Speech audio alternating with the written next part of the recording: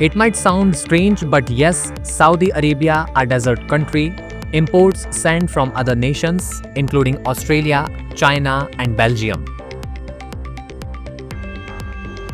You would think a desert has more than enough sand, right? But the kind of sand found in deserts can't be used to build strong buildings, and that's exactly what Saudi Arabia needs right now.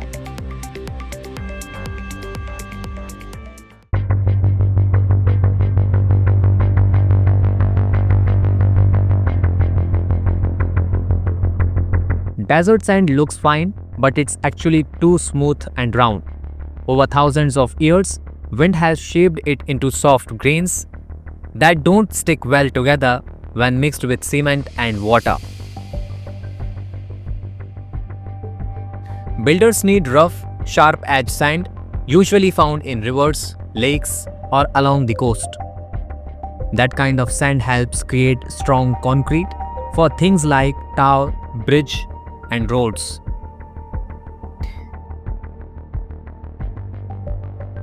Saudi Arabia's Vision 2030 is bringing in massive infrastructure projects, from the Neom City to the Line and Red Sea tourism projects. To build all this, the kingdom needs top quality construction sand, and desert sand just won't cut it. In 2023, Australia became one of the top exporters, sending over $140,000 worth of sand to Saudi Arabia alone.